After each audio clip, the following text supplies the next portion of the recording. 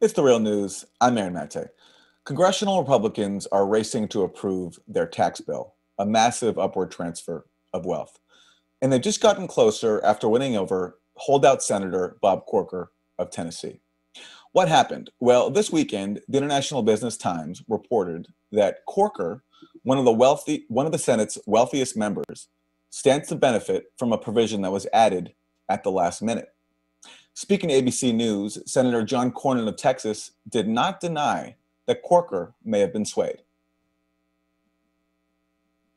Picking out one piece in a 1,000-page bill and saying, well, this is going to benefit somebody, I just think takes the whole bill out of context. Well, but except that this provision wasn't included either the House or the Senate bill. It apparently was added at the last minute. Why was that done? Why was it necessary to include that provision?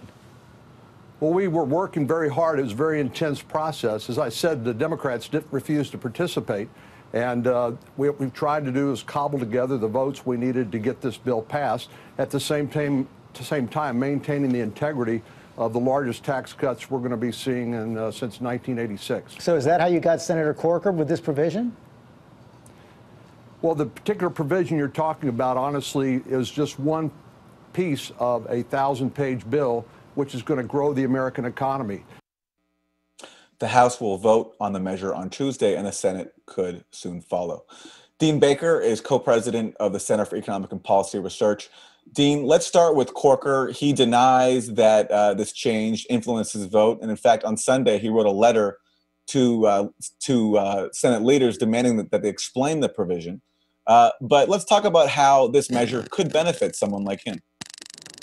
Well, the measure provides for special treatment for income from real estate trusts, which Corker on his disclosure form indicates he has many millions of dollars, and he indicates he could get as much as $7 million a year in income from these trusts. And what that means for his taxes, instead of paying a 37% tax rate, that would be the new rate under the tax law, he paid just a 20% rate. So he's saving 17 percentage points on possibly as much as $7 million in income. So you do the arithmetic, that's almost $1.2 million a year in savings.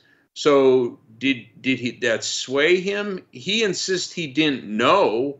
He didn't know this provision was in there. No one could, I certainly can't say whether that's true or not, but nonetheless, here you have a provision that means an awful lot of money to him. And we see that he switched from being an opponent of the bill to being a supporter. People can draw their own conclusions. I don't know. I don't know his motivation. Is there some kind of sound fiscal argument for this provision? No, I mean, this is clearly a special interest provision. They did something very similar with income from oil leasing, so that if you have land where people are drilling oil, or for that matter, gas, again, you've got a special provision here giving you a lower tax rate. So it looks to me, and again, I wasn't in on their discussions, it looks to me that you had lobbyists for these various interest groups saying, hey, we want, give us a tax break. Whether Corker was involved in that, I don't know. But again, these are special interest tax breaks that they make the industries happy. And, I guess you could say they'll get more people to put money in real estate and oil. But this is not, in general, the way economists would look to design a tax code. You don't want to be picking winners and losers. That's kind of a universal principle, that you don't want the tax code to say, okay, we give you special lower taxes because you're in oil or real estate, as opposed to being in software or pharmaceuticals or whatever it might be. President Trump is among those people who said that he's taking a big hit on this tax bill, that it's going to hurt his wallet and those of his rich friends. Is he right? It's very hard to see how he's taking a big hit here. I mean, he's in real estate. He's refused to disclose his taxes. He's gone back on his campaign commitment where he said he'd disclose them when his audit was over. I assume at this point his audit's over. It's been almost 2 years now, or more than 2 years. But in any case, the one return that was made public in 2005, he had somewhere in the order of 500 of these real estate trusts that would now be paying this lower 20% rate as opposed to the current 39.6% rate. If he's paying higher taxes somewhere, it's very hard to see where it would be, and his spokespeople have refused to say. So again, there should be a simple answer for it if it were true. Instead, they've been playing games. So kind of inclined to think it's not true. He's getting a huge tax cut.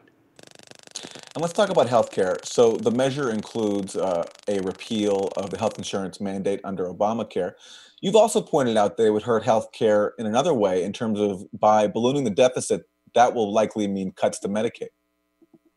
That's right. So as the law is written, if they follow the law, this increases the deficit, and under the 2011 Budget Act, there are automatic cuts that go into effect, which will hit Medicare, Medicaid. Medicare would see a 4% cut. Medicaid, I believe, would be somewhat larger. And that would be done automatically unless Congress takes action to prevent it. Now, some Republicans have said, "Oh, we won't let that happen," but I don't know that we could take their assurances there. I mean, I guess we'll see. But you vote on a measure that's in front of you. So for anyone looking at this measure, it implies large cuts to Medicare, Medicaid, and many other programs. Those may be reversed, but that's what the law says. And finally, Dean, when we describe this measure as an upward transfer of wealth to the top, how does it compare in history to other initiatives of this sort, other tax bills? Well, this is probably the worst. I've been in Washington for 25 years, and of course, I remember the Reagan tax cuts even further back in the 80s. Those gave big tax breaks to those at the top, but they also gave substantial tax breaks to those at the middle, and in some cases even the bottom. This basically has nothing for the middle. Not to be clear, there will be some middle-income people that will benefit, but on net, the middle gets nothing, certainly if you look out to 2027 after some of the provisions expire. So this is a tax break that benefits almost exclusively those at the top end. And that, to my view, makes it considerably more regressive, more upward redistributive than either the tax cuts put in place under George W. Bush or the ones put in place under Ronald Reagan. Dean Baker, co-director of the Center for Economic and Policy Research, thank you. Thanks for having me on. And thank you for joining us on The Real News.